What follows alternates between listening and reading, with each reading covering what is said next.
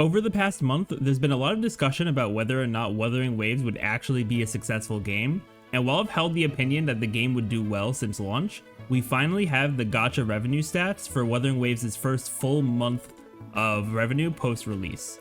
So today, we're going to take a look at how Wuthering Waves performed in the month of June, compared to other heavy-hitting gachas like Genshin Impact and Honkai Star Rail, which should leave no doubt in anyone's minds that Wuthering Waves, despite all the optimization issues and things that happened with their launch, has been successful. Now, we are going to be taking this data from the Sensor Tower monthly revenue report, which just came out a couple hours ago from when I'm recording this.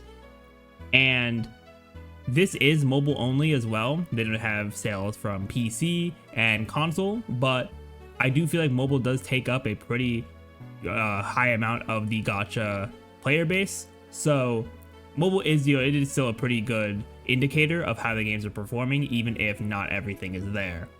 And to my knowledge, I haven't seen any kind of reports that show every platform like altogether. So this is really the best we have when it comes to this kind of data.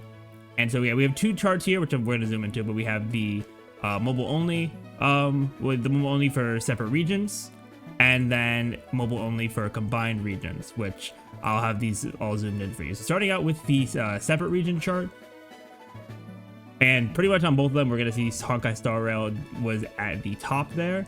For here is Honkai Star Rail in China, then Genshin Impact in China, which that's not surprising to me at all, just because the whales be going crazy over there. Then afterwards, yeah, Honkai Star Rail Global, then Wuthering Waves Global at 4th when splitting up the regions here, which is super cool in all honesty. We do know that in terms of banners, like at least for the three, because these three games are the ones we're looking at the most, right? Star Rail, Genshin, and Wuthering Waves. For Star Rail, we had, for June, we had mainly Firefly's banner, and then like the tail end of Boot Hill. Then for Genshin, I believe they had Clorind come out at the start of the month, and then they had, I think her name is Sigween. You correct me if I'm wrong, I don't keep up with Genshin as much as I used to, but I think she came out towards the end of June. Whereas for Wuthering Waves, we had Yinlin come out earlier in June, and then we had Jinsei with 1.1 come out at the tail end of June, which this should encompass a good amount of the Jinsei revenue, just because a lot of the times for these gachas, the most revenue for a new character is going to be towards the earlier parts of the banner being out, as opposed to later on, because people want to get the character as fast as possible. So this should, have a lot of the Jinsei spending in here as well. So yeah, having global up there is very interesting to me too. That because as we see, it's CN is down at, I believe that's number 10 on here, which is still respectable, of course, being in the top 10 with split regions. But that was a kind of curious thing for me here, and I really just I really think that if we could see even just global competing with Star Rail and Genshin Global, as well as being not that far below Genshin CN. Yeah, because Genshin CN and Honkai Star Rail CN, there's a pretty big gap there, 60.5 million to 38.5 million.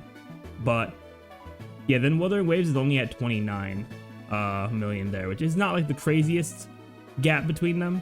So it's definitely great to see it competing, especially since Wuthering Waves is the only like super big gacha that's not like this high up on the list that's not a Hoyo name.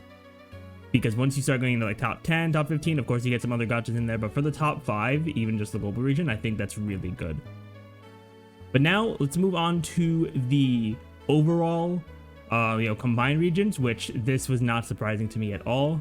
Our top 3 is Honkai Star Rail, Genshin Impact, and Wuthering Waves.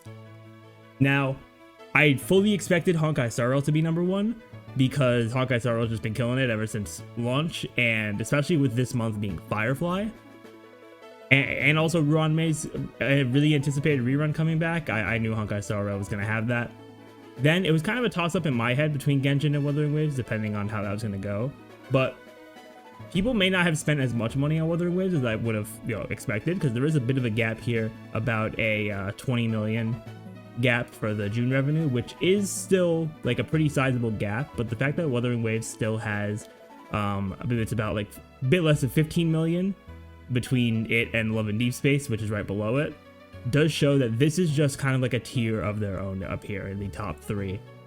And now that we've seen a full month of Wuthering Waves revenue, I do think that this game has the absolute potential to keep this up, especially since for July we are going to be getting Chang-Li, and Chang-Li I know is super anticipated by a lot of the audience, so I can definitely see Wuthering Waves keeping up this type of revenue, if not having even more revenue, because I think the main difference between Yinlin and Chang-Li for being like those super hyped characters for each of their respective versions is that Yinlin was super hyped up because of the betas, but we didn't really get any story with her until she was actually out, whereas for Chang-Li, I haven't completed the 1.1 quest yet at the time of recording this, but I did start it, and I know they do give us some time with Chang-Li. We get to see her character, and I definitely think that does help for her to, you know, grow on players and for them to want to pull for her.